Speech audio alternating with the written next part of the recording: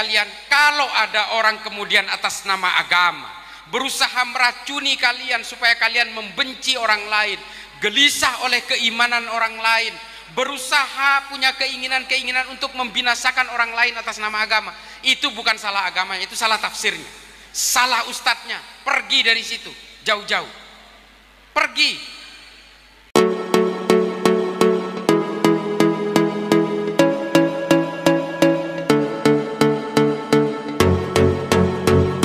Bismillahirrahmanirrahim. Assalamualaikum warahmatullahi ta'ala wabarakatuh. Allahumma salli ala Sayyidina Muhammad wa ala ali Sayyidina wa maulana Muhammad.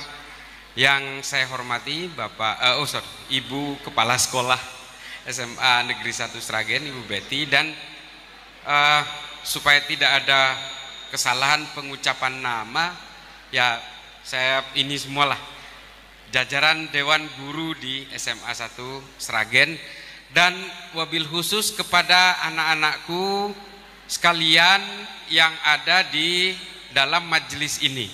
Perkenalkan, saya Islah Bahrawi, saya asli Madura.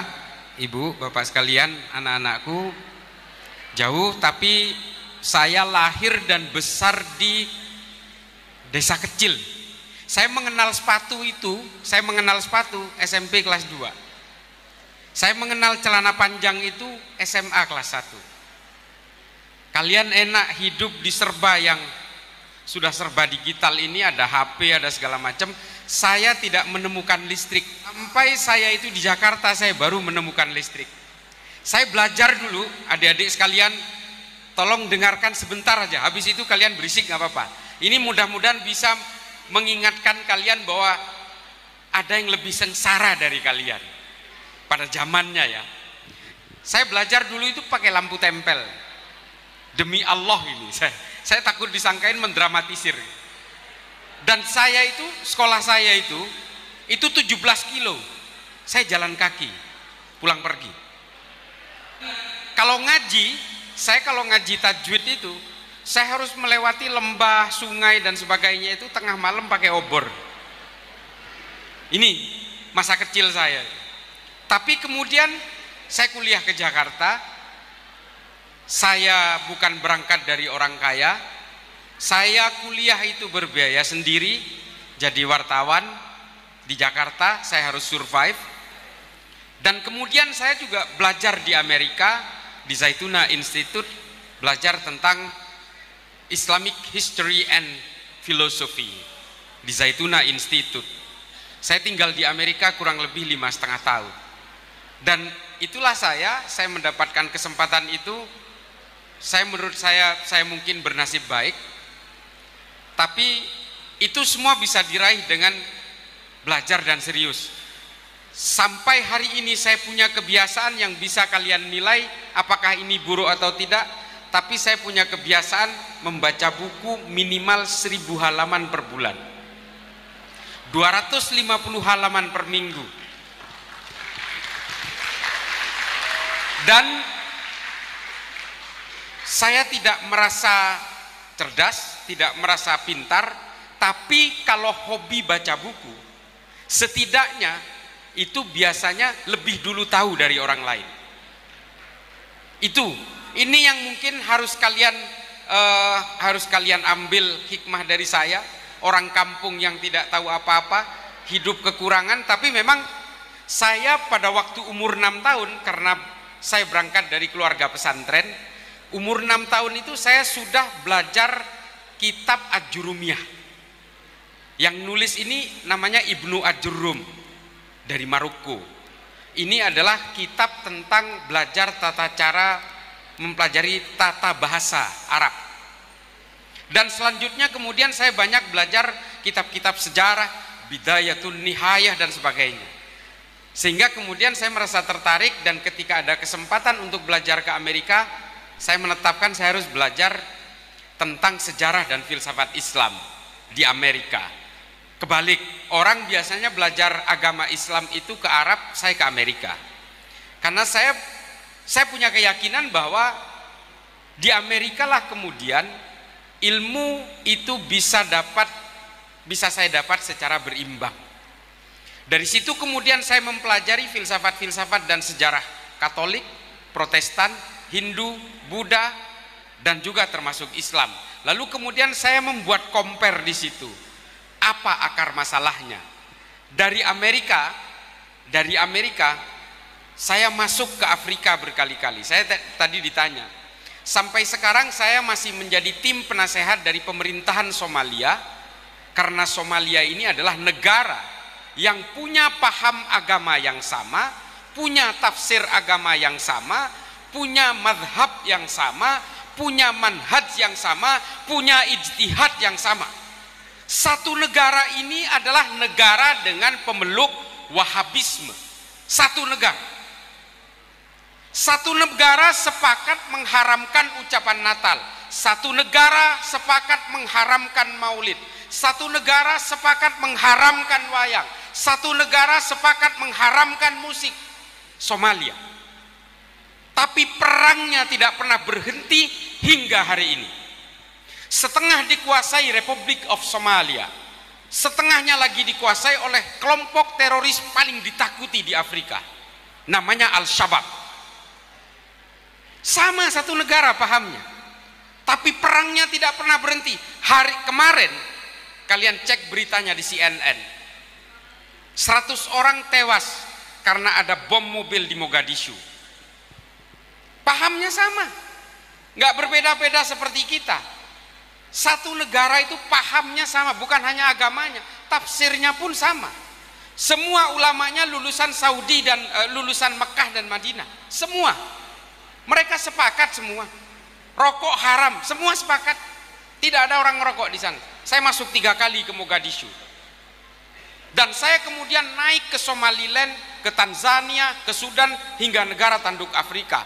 Lalu saya masuk lewat jalur tengah, lewat Swaziland, Kenya, Swahili, Republik Afrika Tengah, hingga kemudian ke ujung Bangui di utara. Di pantai barat Afrika saya masuk lewat Nigeria, ke Monrovia, Liberia, sampai kemudian ke Sahara bagian barat. Apa yang saya temukan di tiga jalur Afrika ini? Semua melahirkan terorisme dan radikalisme berbasis agama.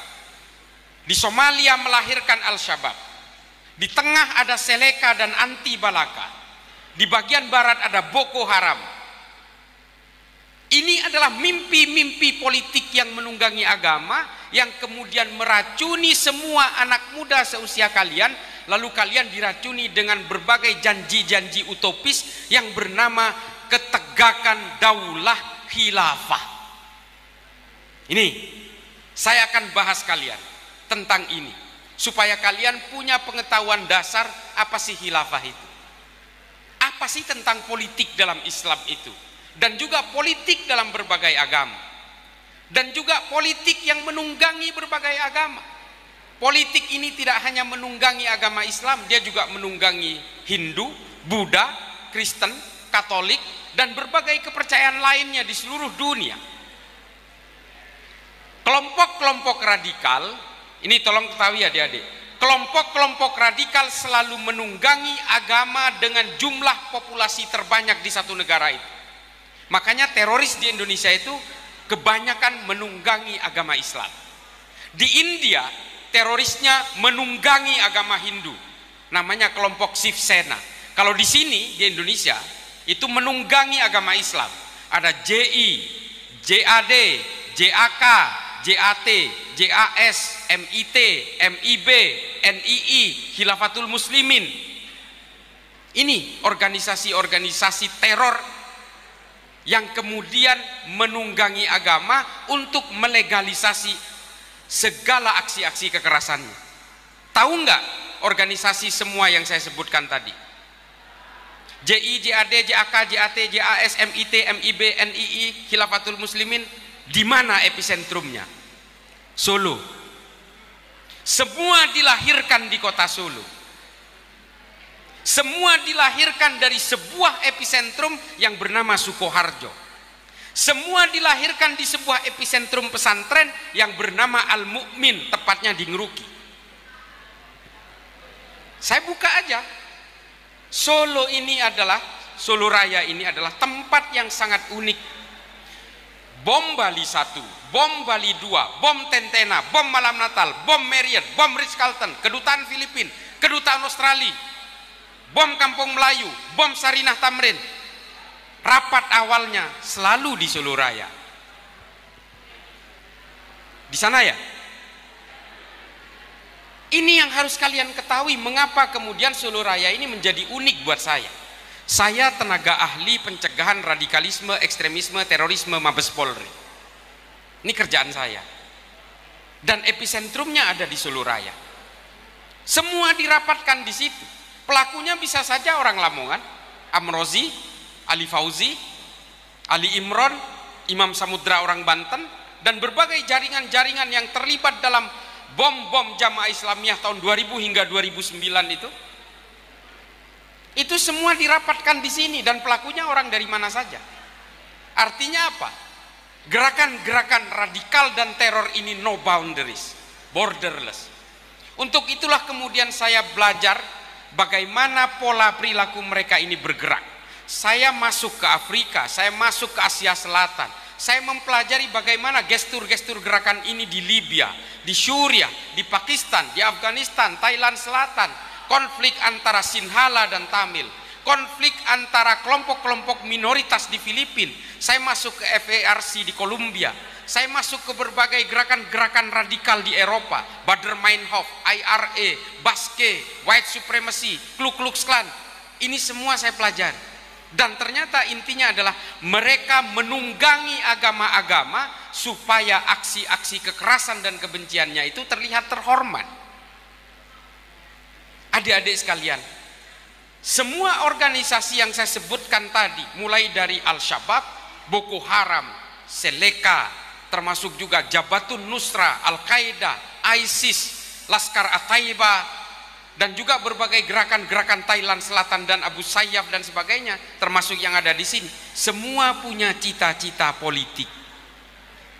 Dan negara hari ini, negara-negara yang hari ini gagal menyelesaikan konfliknya, seperti dual governmentship di Libya, gerakan-gerakan radikal dan perang komunal di Suriah dan sebagainya, itu karena mereka gagal mengamankan generasi mudanya.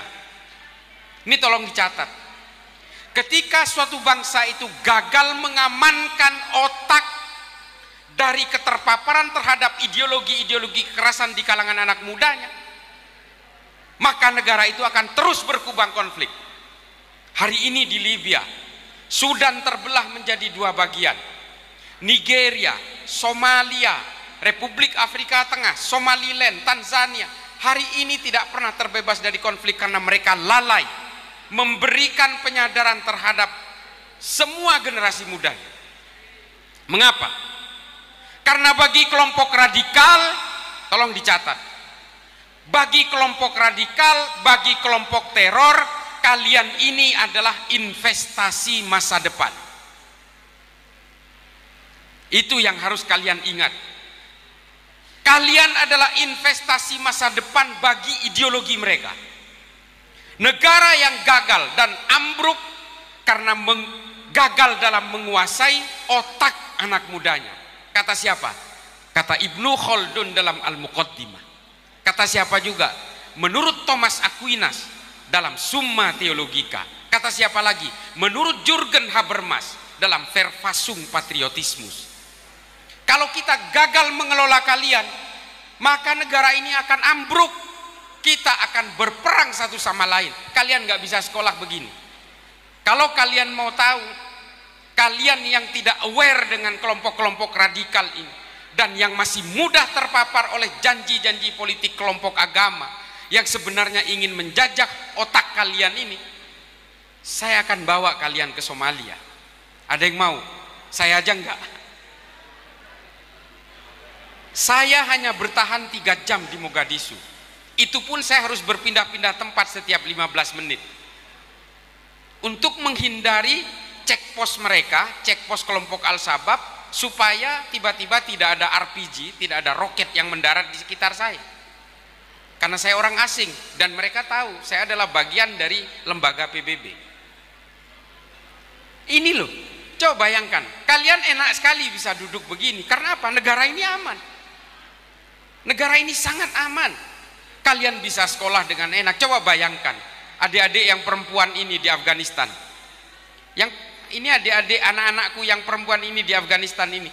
Kalau di Afghanistan nggak bisa sekolah, dilarang sekolah. Perempuan itu nggak boleh sekolah. Perempuan itu betul-betul harus pakai nikab, yang matanya pun pakai jaring itu. Coba lihat di Google itu. Saya udah pernah ke sana. Dan perempuan itu bahkan keluar rumah pun nggak boleh. Perempuan itu keluar rumah nggak boleh.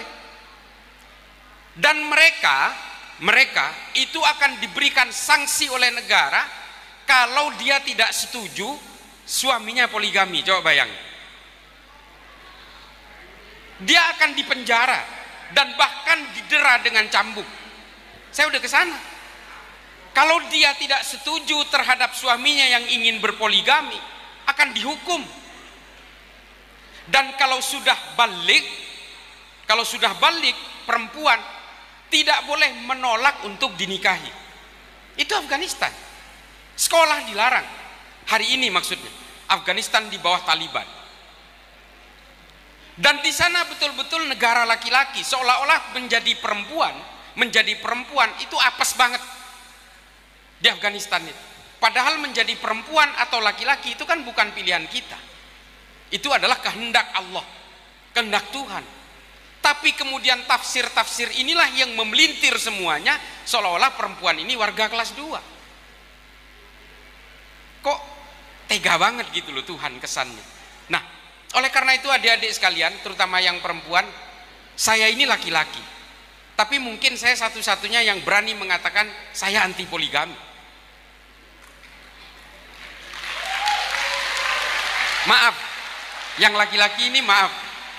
Kalau pacaran bolehlah 3 dirantep-rantep.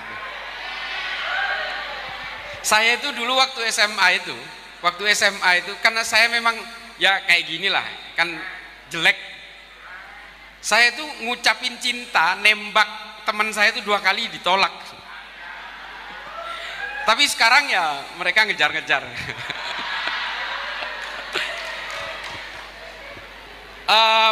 Adik-adikku sekalian, saya tidak usah membahas tentang pernyataan saya yang terakhir tadi bahwa saya kenapa anti poligami. Tapi yang saya minta adalah adik-adik muslimah, anak-anakku yang muslimah ini, tolonglah kalian belajar. Karena satu hal yang dihadapi oleh terutama yang Islam, ahli hukum Islam dari perempuan ini nggak ada.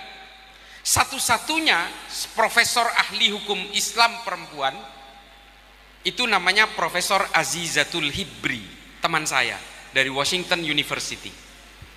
Ini yang selalu mendobrak dan selalu membuat pernyataan bahwa mengapa kesannya perempuan dalam Islam itu diskriminatif, karena ahli-ahli fikih yang dilibatkan dalam pembahasan-pembahasan fikih dan hukum Islam abad pertengahan itu selalu dari kalangan laki-laki, dikerahkan oleh penguasa laki-laki, penguasa politik laki-laki, ahli hukumnya ahli hukum laki-laki, maka muncullah Islam itu menjadi sangat patriarkal. Perempuan betul-betul diborgol. Coba ini bayangin ya. Yang nafsuan itu kan laki-laki. Ngelihat perempuan, mohon maaf adik-adik sekalian, ini bukan porno, saya ingin memberikan gambaran. Ngelihat kulit perempuan mulus saja, wah yang laki-laki itu udah beringas gitu. Udah brutal gitu. Coba bayangin. Tapi yang di kerangkeng yang perempuan, coba adil nggak? Ini kesalahan tafsir. Allah itu adil, Tuhan itu adil, agama itu adil. Yang nggak adil itu tafsirnya. Itu loh. Nah makanya adik-adik sekalian belajar banyak yang literatur. Adik-adikku sekalian, saya mau cerita. Saya ini kan hidup di keluarga NU, Nahdlatul Ulama. Saya sejak kecil sudah belajar kitab NU. Sulamut Taufik, Safinatun Najah, itu kitab-kitab yang biasa saya lahap. Taklim, muta'allim dan sebagainya. Itu biasa saya. Artinya saya sudah biasa dengan kitab-kitab yang membangun saya supaya saya betul-betul menghargai orang lain. Supaya saya betul-betul tunduk kepada guru, supaya saya betul-betul menghormati yang lebih tua, dan kemudian saya menghargai yang lebih muda. Ini saya sudah biasa diajarkan sejak kecil. Ketika saya kuliah di Jakarta, saya menemukan shocking knowledge. Saya oleh senior saya diberikan 2 kitab, Fi Dhilalil Quran dan Ma'alim fil Thoriq dari Said Qutb. Saya baca, saya terpapar. Saya mengkafirkan Gus Dur, saya mengkafirkan Buya Syafi'i Ma'arif, saya mengkafirkan Nurholis Majid, saya mengkafirkan Fazlur Rahman, Muhammad Iqbal, semua saya kafirkan. Orang-orang yang menganjurkan toleransi, saya kafirkan. Dengan beragama, setelah membaca 2 kitab itu, saya menganggap bahwa saya harus membenci orang lain. Saya harus membenci perbedaan. Saya harus memaksa orang yang berbeda dengan saya harus sama-sama plek dengan saya. Saya punya keyakinan seperti itu. Kalau orang yang berbeda dengan saya paksa untuk sama dengan saya tapi tidak mau, maka itu musuh saya yang harus saya perangi. Itu setelah saya membaca Ma'alim fil Thoriq. Nanti kalian akan ketemu, adik-adikku yang Islam, nanti akan ketemu dengan kitab-kitab ini. Tolong pahami apa yang saya sampaikan ini. Saya terpapar habis-habisan, saya mengkafirkan orang yang berbeda. Bukan hanya yang berbeda keimanan, yang satu keimanan pun tapi berbeda tafsirnya, saya juga musuhi. Saya kafirkan malahan. Tapi kemudian saya punya pemahaman bahwa kalau saya hidup seperti ini, maka hidup saya seperti robot. Kalau saya hanya percaya satu buku lalu saya menganggap buku itu adalah kebenaran yang mutlak, saya betul-betul akan menjadi mayat hidup. Lalu saya baca literatur itu sebanyak-banyaknya, saya baca Das Kapital Karl Marx, saya baca L'état de Révolution karya Lenin, saya baca konsep-konsep ateis dari Feuerbach, saya baca konsep-konsep ateis dalam Islam, saya baca Abul A'la Al-Ma'ari, Ibnu Al-Mukaffa, saya baca karena saya memang suka baca. Dulu saya kalau dikasih jajanan sama ibu saya atau bapak saya belum buka itu kantongnya, itu saya baca dulu pabriknya di mana gitu, ingredientnya apa gitu, kandungannya apa. Saking hobinya baca. Kalau beli nasi bungkus itu kan koran itu, daun pisang terus koran di luar. Itu sambil berminyak-minyak itu saya telentangkan ke matahari sambil saya baca di kampung, karena di kampung nggak ada listrik, nggak ada koran. Hanya itu alat baca saya. Saya sebelum masuk SD sudah bisa baca, alhamdulillah. Jadi saya betul-betul hobi membaca, itu edik. Sampai hari ini saya punya kebiasaan buruk gara-gara baca. Saya tidur 2:30. Subuh saya bangun. Habis subuh saya tidur lagi, jam 7 saya bangun. Terus tiap hari. Dan saya betul-betul buku itu buat saya, kadang-kadang saya lupa makan. Itu, Bu. Nah, saya bukan menganggap bahwa ini adalah kebiasaan yang bagus, nggak boleh ditiru juga, karena ini akhirnya siklus saya menjadi rusak. Tapi itulah yang kemudian menyadarkan saya dengan membaca berbagai buku ini, fiksi, non fiksi dan sebagainya, Mark Twain, semua saya baca. Makanya kemudian kalau adik-adik mungkin bisa lihat di YouTube atau Instagram saya deh, Islah_Bahrawi, jelek-jelek centang biru loh saya. Nah, ini bisa dilihat di situ tulisan-tulisan saya itu. Setiap satu tulisan di Instagram saya merangkum dari 4 buku, rata-rata seperti itu. Dan itu saya tulis supaya saya tetap ingat dengan apa yang saya baca. Karena saya kurang lebih, Bu Guru, Bapak Guru sekalian, saya kurang lebih rata-rata membaca tiap bulan itu 7 judul buku. Karena keterbatasan buku-buku bagus yang diterjemahkan ke bahasa Indonesia, memang rata-rata bahasa Inggris. Dan karena memang sudah hobi, apalagi buku-buku filsafat itu kan istilah-istilahnya aneh gitu. Ya sambil merenyit-merenyit gitu. Makanya mata saya rusak. Jauh redup, dekat itu juga redup. Nah, adik-adikku sekalian, apa yang ingin saya katakan ini adalah bahwa kalian harus membuka jendela dunia ini dengan membaca. Perkuat literasi. Dengan membaca kalian tidak akan merasa bahwa alam ini hanya sebadan kalian, bahwa alam ini sungguh lebar. Hominem unius libri, kata Aquinas. Yang paling bahaya itu adalah ketika orang membaca satu buku dan satu buku itu dianggap kebenaran paling mutlak. Itu yang paling bahaya. Nah, Adik-adikku sekalian, kejadian-kejadian yang menimpa umat Islam hari ini bukan hanya kejadian-kejadian yang menimpa kita hari ini. Orang-orang di India, agama Hindu juga ditunggangi oleh Shiv Sena untuk aksi-aksi kekerasan, melakukan persekusi terhadap orang Islam, orang Kristen dan sebagainya. Di Eropa juga dilakukan hal yang sama oleh kelompok-kelompok Baader-Meinhof. Di Myanmar, agama Buddha juga ditunggangi oleh kelompok-kelompok untuk mempersekusi orang beragama lain yang dilakukan oleh kelompok Asin Wiratu namanya. Artinya apa? Kelompok-kelompok ini hanyalah penunggang agama. Kalau kepolisian menangkap teroris, itu sebenarnya bukan menangkap teroris karena orang yang beragama Islam. Bukan. Mereka ditangkap bukan karena beragama Islam, tapi karena mereka adalah teroris yang menunggangi agama Islam. Kemudian adik-adikku sekalian, saya tanya yang paling depan. Ini dek, kamu tahu Al-Khawarizmi? Nggak tahu? Oke. Nih, paling depan. Kamu tahu Al-Khawarizmi? Iya kamu dek. Iya kamu. Al-Khawarizmi tahu? Tokoh Islam. Ya. Saya nggak mau tanya ibu gurunya, takut nggak tahu juga. Nah, siapa yang tahu Al-Khawarizmi itu siapa? Nggak ada yang tahu. Coba. Penemu Al-Jabar. Setengah benar. Penemu Al-Jabar. Oke. Kata algoritma itu berawal dari algorismi. Algorismi berasal dari kata Al-Khawarizmi. Al-Khawarizmi adalah penemu algoritma, aritmetika dan aljabar. Yang lebih detail lagi, kalian tentu nggak tahu. Yang menciptakan angka 0 dalam matematika itu adalah Al-Khawarizmi. Gak ada yang tahu kan? Gak ada yang tahu kan? Gak suka baca sih. Yang menciptakan angka 0 itu adalah orang India, namanya Brahmapura. Ini yang menemukan. Tapi yang menyempurnakan secara fungsional itu adalah Al-Khawarizmi. Sehingga kita mengenal angka 10, 20, 30 dan kita mengenal hub penghubung antara 1 ke -1 yang kemudian kita kenal sebagai angka 0. Penciptanya Al-Khawarizmi. Ini loh, nggak tahu kan? Ya kalau nggak baca ya nggak tahu.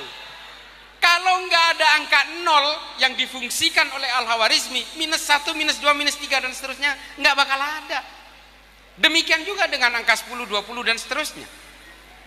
Dan yang menciptakan ini adalah orang Islam. Saya tidak mengatakan ini Islam karena kemudian pemikiran-pemikiran Al-Khawarizmi, karena rata-rata pemikir Islam ini adalah polimath. Polimath itu serba bisa. Matematika oke, astronomi oke dan sebagainya. Nah, Al-Khawarizmi kemudian diambil, dieksportasi secara sukarela karena Al-Khawarizmi ini hidupnya di Andalusia. Ketika kekuasaan Bani Umayyah jilid kedua, umat Islam ketika itu, pemerintahan Islam menguasai semenanjung Iberia sampai ke pinggiran kota Toulouse di Prancis. Nah, Al-Khawarizmi hidup di situ. Sehingga pemikiran-pemikiran Islam ketika itu banyak diadaptasi oleh orang Eropa, sehingga akhirnya apa? Keilmuan-keilmuan Islam dan keilmuan-keilmuan lintas agama, termasuk dari pemikiran-pemikiran orang Hindu dan Buddha, akhirnya bertemu di Cordoba, bertemu di Toledo dan Granada. Disitulah timbulnya peradaban Islam pertama dan juga agama-agama di seluruh dunia yang berbasis ilmu pengetahuan. Jadi kalau kalian ingin menjayakan agama kalian, apapun agama kalian, maka kalian harus betul-betul menjayakan ilmu pengetahuan, bukan politik. Bukan politik. Di Islam, ilmu pengetahuan itu melahirkan Ibnu Sina, Al-Farabi, Al-Kindi, Al-Biruni, Al-Khawarizmi, Imam Ghazali, Ibnu Rushd. Ini semua adalah ilmuwan-ilmuwan yang akhirnya menginfluen keilmuan Eropa dan seluruh dunia. Ini yang kita lahirkan dari Islam. Ketika kita mengenal ilmu pengetahuan, kita akhirnya menjadi interaksi dan intimasi sosial keilmuan antar lintas agama. Sehingga apa? Semua agama menjunjung tinggi kemanusiaan dan kedamaian. Tapi ketika kita berurusan dengan urusan-urusan politik, akhirnya yang kita lahirkan apa? Aiman al-Zawahiri, Osama bin Laden, Abu Bakar al-Baghdadi, itu yang kita lahirkan. Dan yang terakhir Abu Bakar Ba'asyir, nih tetangga kalian, itu yang dilahirkan. Ini harus dipahami. Makanya adik-adik sekalian, sudahlah, kalian nggak usah dibego-begoin oleh orang yang menunggangi agama untuk kepentingan-kepentingan politik, yang berusaha membujuk kalian untuk menumbangkan Pancasila, menumbangkan negara ini, untuk menegakkan negara Islam dan sebagainya. Ini semua adalah narasi-narasi politisasi agama. Mereka punya anggapan bahwa dengan menguasai negara ini, sehingga seluruh orang di negara ini bisa dihomogenkan semua. Gak mungkin, karena Tuhan ini dengan sengaja membuat kita berbeda-beda. Tuhan dengan sengaja membuat kita berbeda-beda. Dalam Quran yang Islam nih, itu disebut sebagai lita'arofu. Lita'arofu adalah saling mengenal dan berinteraksi atas segala perbedaan. Itu yang dimaksud dengan lita'arofu. Dan adik-adik sekalian, kalian harus tahu ya, bahwa kita semua ini, semua manusia ini, kita semua ini, apapun agamanya, diciptakan oleh Tuhan yang sama. Sadar nggak kalian? Ini adalah konsep pemikiran Jalaluddin Rumi dalam Fihi Ma Fihi. Penyakit manusia itu adalah ketika merasa paling Islam, merasa paling pinter, merasa paling ganteng. Ini penyakit manusia ini. Ini kalian yang mukanya pas-pasan tapi merasa paling ganteng terus nggak boleh. Nah, ini yang dikatakan oleh Jalaluddin Rumi sebagai penyakit manusia. Nah, hari ini paham-paham yang berusaha menunggangi agama untuk kepentingan politik ini adalah orang yang merasa paling Islam, merasa paling ngerti. Demikian juga teroris-teroris di Eropa merasa paling Kristen, di India merasa paling Hindu, di Myanmar merasa paling Buddha. Nah, ini yang kalian harus waspadai. Adik-adikku sekalian, yang paling terakhir adalah Indonesia ini adalah negara yang paling nggak masuk akal. Saya sudah keliling dunia ya, bukan keliling dunia, hampir separuh lah. Negara Indonesia ini adalah negara yang tidak masuk akal. 17.000 pulau, ratusan suku, ratusan bahasa, puluhan agama beserta firqoh-firqoh dan sekte-sektenya, tapi bisa bersatu dalam satu negara. Ini nggak ada duanya di dunia. Kalau Indonesia ini ada di Arab, mungkin sudah pecah menjadi 10-12 negara. Kalau ada di Eropa, mungkin sudah jadi 8 negara. Coba di Arab, orang-orang Arab ini adalah orang yang homogen, satu suku, satu bahasa, coba bisa dibilang satu agama. Agama lain selain Islam hanya ada 2, Kristen Maronit dan Kristen Koptik. Ini bagian dari Ortodoks, Kristen Ortodoks induknya. Tapi apa? Mereka perangnya nggak berhenti-berhenti hingga hari ini. Sesama orang Arab. Negara Kuwait, Bahrain, Oman, ini kan negara perintil-perintil karena mereka nggak bisa bersatu. Mereka gagal move on dari konflik tribalisme masa lalu. Indonesia, coba 17.000 pulau mencar nggak jelas, ada pulau nggak berpenghuni, bahasa yang tiap pindah kabupaten bisa jadi berbeda, pindah provinsi apalagi, pindah kecamatan pun bisa berbeda bahasanya, dialeknya berbeda.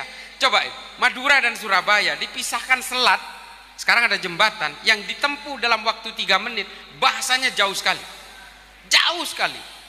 Madura ke Pulau Kangean yang kalau dilihat di peta itu sangat dekat, bahasanya jauh sekali berbeda.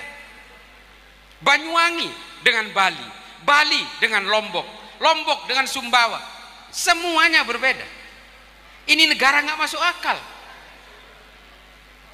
Tapi apa yang menyatukan ini semua? Nih, Pancasila. Apakah Pancasila ini berdiri di ruang hampa? Tidak. Itulah mengapa para ulama di dalam Islam itu semua sepakat untuk Bhinneka Tunggal Ika dan Pancasila. Karena apa?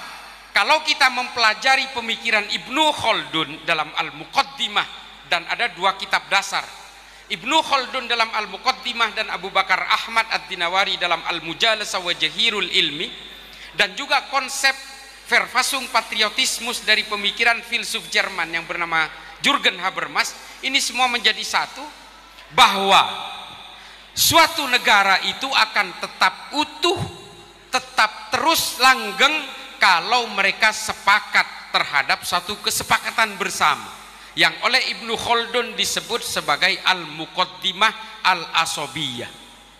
Nih, Pancasila itu adalah Al-Asobiyah versi Ibnu Khaldun, dan pemikiran Ibnu Khaldun ini kemudian dikutip oleh Adam Smith, John Maynard, John Locke untuk menciptakan demokrasi modern. Artinya kalau ada orang Islam yang masih mengharam-haramkan Pancasila, ini goblok, kurang baca. Karena Ibnu Khaldun di abad pertengahan sudah mengatakan, kalau suatu negara semuanya tidak sepakat dengan kesepakatan bersama dari pendirian negara itu, itulah pengkhianat negara. Kalau kata Abu Bakar Ahmad Ad-Dinawari, suatu negara tidak selalu melahirkan pahlawan, dia juga melahirkan para pengkhianatnya. Siapa para pengkhianatnya? Adalah mereka yang berusaha merontokkan kesepakatan bersama dalam satu bangsa itu. Kalau kata Ibnu Khaldun dalam Al-Muqaddimah, lihatlah negara Maghrib, Maroko itu. Mengapa negara itu selalu berantem satu sama lain? Karena mereka tidak sepakat terhadap kesepakatan bersama yang disebut dengan kelompok Khawarij. Hari ini orang atau kelompok yang mengatasnamakan agama dengan mengharam-haramkan Pancasila, mengharam-haramkan demokrasi, ini ngopinya kurang jauh nih, gaulnya kurang jauh. Dia nggak baca kitab-kitab Islam, literatur terdahulu, kitab-kitab Turos sudah mengatakan bahwa kesepakatan bersama ini adalah luar biasa.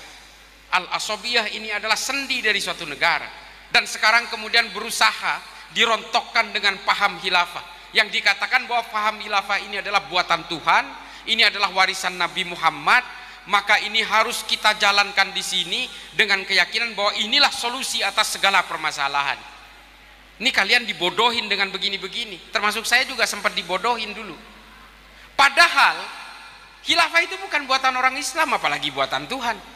Saya bantah ini habis-habisan. Sistem syuro yang dipakai oleh Khulafaur Rasyidin ini sudah dijalankan oleh orang Romawi 1400 tahun sebelum Islam, namanya Respublika Romana. Terus hari ini oleh Hizbut Tahrir dikatakan ini adalah buatan Allah, ini adalah warisan Nabi Muhammad. Nabi Muhammad tidak mewariskan sistem politik, suksesi aja nggak diwariskan kok. Makanya Sayyidina Umar dan Sa'ad bin Ubadah berantem. Kaum Muhajirin dan kaum Ansor mau berperang. Gara-gara apa? Nabi Muhammad tidak mewariskan siapa penggantinya, apalagi sistem politiknya. Ngecap itu. Orang-orang Hizbut Tahrir yang berusaha meracuni kalian ini ngecap betul. Nah, pada zaman Bani Umayyah sistem khilafah ini berubah lagi, namanya sistem al-mamlakah atau mulkan atau al-mulk, kerajaan, seperti Saudi hari ini. Apakah ini pertama kali diciptakan orang Islam? Enggak. Ini sudah dilakukan oleh bangsa Romawi 1000 tahun sebelum Islam, namanya monarki absoluto. Enggak ada yang baru. Dan ketika pada zaman Bani Abbasiyah sistem politik khilafah berubah lagi, namanya Ahlul Halli wal Aqdi. Apakah ini baru? Enggak juga. Ketika bangsa Romawi menguasai kekaisaran Bizantium, mereka sudah menggunakan sistem Ahlul Halli wal Aqdi, namanya Concilium Plebis. Lalu sekarang oleh Hizbut Tahrir dikatakan khilafah ini buatan Allah, ini warisan Nabi Muhammad, maka kita akan berdosa kalau kita tidak menggunakan sistem khilafah. Coba. Mereka ingin membodoh-bodohi kita atas nama agama, supaya apa? Supaya mereka bisa menguasai negara ini, bisa menumbangkan Pancasila, lalu kemudian kita dipaksa untuk sama seperti mereka. Ini fakta yang ada di hari ini. Dan saya hari ini memang paling getol berjuang di sekolah-sekolah SMA, di kampus-kampus, karena mereka selalu meracuni anak muda. Padahal saya sudah bantah berkali-kali, termasuk Felix Xiao. Felix Xiao mengatakan tidak ada dalilnya membela tanah air dalam Islam. Ini goblok banget. Salah satu korban perang Uhud itu namanya Mukhairik, orang Yahudi.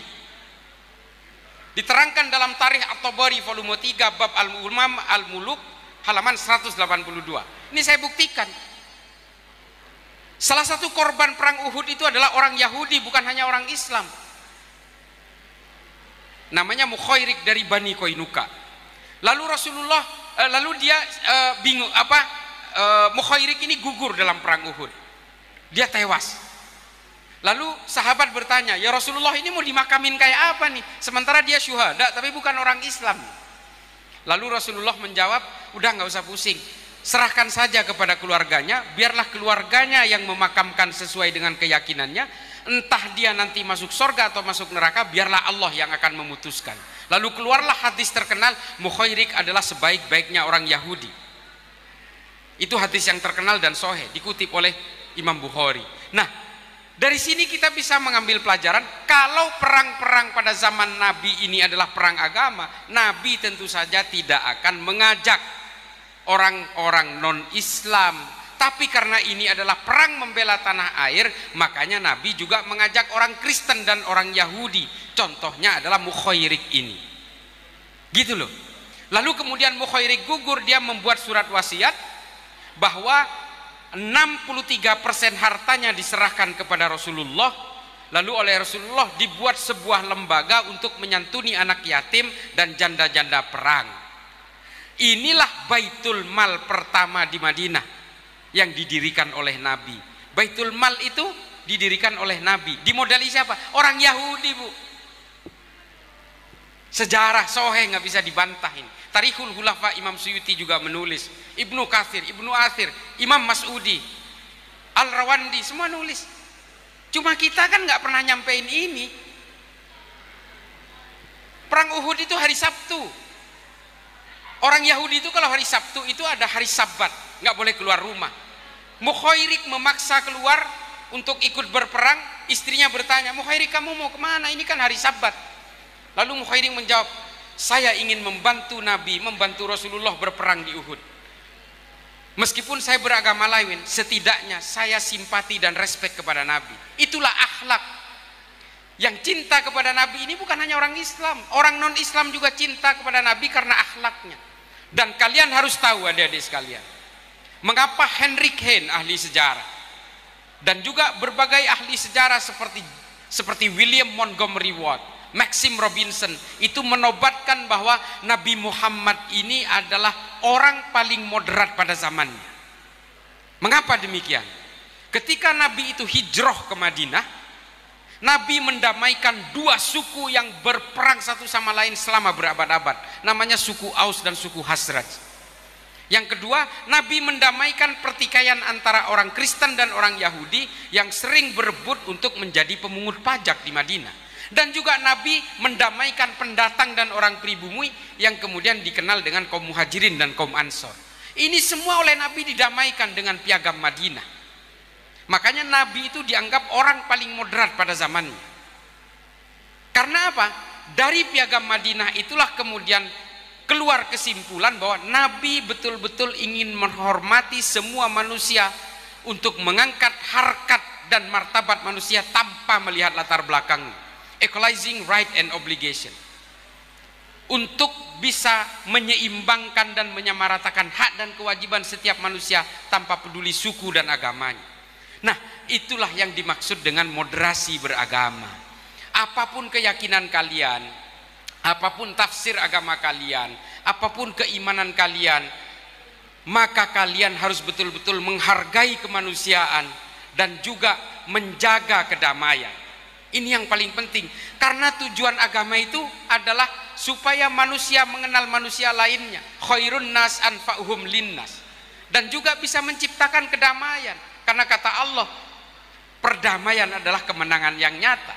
Dan semua agama basisnya adalah diturunkan oleh Tuhan. Semua agama, bukan hanya Islam, adalah berbasis kemanusiaan dan kedamaian. Al-insaniyah qablat tadayyun, kata Habib Ali Al-Jufri. Mengenali kemanusiaan sebelum mengenal agama. Kalau kamu mengenal agama lebih dulu, baru mengenal kemanusiaan berikutnya, maka kamu akan menjadi Tuhan-Tuhan kerdil. Kalian akan menjadi sibuk menghitung dosa orang lain. Artis-artis hijrah itu, setelah dia merasa tobat, lalu dia sibuk menghitung dosa teman-temannya. Dulu dia pemain musik, setelah dia merasa tobat, lalu mengharamkan teman-temannya karena masih bermain musik.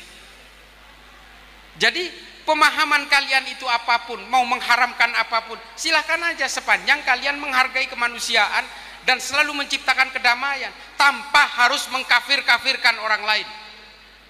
Semua pemeluk agama merasa agama yang dipeluknya benar, tapi untuk menganggap benar agama yang dipeluknya tidak harus menjelek-jelekan agama orang lain. Untuk mengatakan istri saya cantik, saya tidak harus menjelek-jelekan istri orang lain, kurang lebih begitu. Ini loh analogi yang sangat sederhana. Nah, terakhir sekali, adik-adik sekalian, kalau ada orang kemudian atas nama agama berusaha meracuni kalian supaya kalian membenci orang lain, gelisah oleh keimanan orang lain, berusaha punya keinginan-keinginan untuk membinasakan orang lain atas nama agama, itu bukan salah agamanya, itu salah tafsirnya, salah ustadznya. Pergi dari situ jauh-jauh, pergi, karena dia yang akan membawa kalian kepada kemudorotan. Ketika kalian itu sudah dihantui oleh rasa paling, merasa paling, kalian nanti akan seperti Siti Elina yang kemarin, dan juga Zakiyah Aini sebelumnya. Siti Elina tahu dia tidak akan bisa membunuh Presiden Jokowi, mau masuk ke pekarangan istananya udah pasti ditembak-tembak. Tapi disitulah dia kependekan berpikirnya dia, karena dia ingin mati dalam keadaan berjuang untuk agamanya menurut pemahaman dia. Nah, orang-orang seperti inilah yang kemudian dibesarkan, dirawat oleh beberapa kelompok untuk kemudian disetor ke rumah jagal, kata Ernest Bloch. Ini tulisan saya yang terakhir di Instagram. Nah, adik-adikku sekalian, kalian bagaimanapun adalah sasaran dari kelompok-kelompok radikal intoleran ini, karena kalian adalah masa depan. Kalian nanti 30 tahun mendatang akan menjadi para pemimpin, di mana negara ini berada di tangan kalian. Kami yang sudah tua-tua ini akan mati semua. Hari ini kalau saya minum, saya makan, itu sebenarnya hanya menunda kematian aja. Kematian itu pasti akan datang. Dan kalian ini secara logika, secara rasio matematis, kalian ini masih panjang umurnya. Dan kalianlah yang akan menentukan trajektori dari negara ini. Mohon kemajemukan, kebinekaan ini harus terus dijaga di dalam benak kalian. Kalian harus berkaca kepada negara-negara yang hari ini tidak sanggup lepas dari konflik karena mereka gagal untuk menyelesaikan semua konflik di masa lalunya, sehingga hari ini mereka betul-betul kewalahan untuk bisa mengalahkan berbagai kelompok radikal dan teror seperti di negara-negara di Afrika, Timur Tengah, dan juga Asia Selatan hari ini. Adik-adikku sekalian, mudah-mudahan ini bisa menjadi manfaat. Ini mohon maaf karena saya harus berdiri, saya tidak mau duduk karena badan saya kecil, pendek, kalau duduk nggak kelihatan.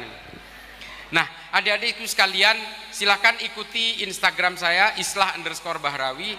Di YouTube juga banyak, kalau di googling juga banyak, Islah Bahrawi keluar semua berita-berita saya. Mudah-mudahan ini bisa menjadi maslahat bagi saya yang fakir ilmu, dan mudah-mudahan bisa menjadi manfaat bagi siapapun yang menonton atau mendengarnya. Akhiron, ihdinas siratal mustaqim, wallahul muwafiq ila aqwamit thoriq. Wassalamualaikum warahmatullahi taala wabarakatuh.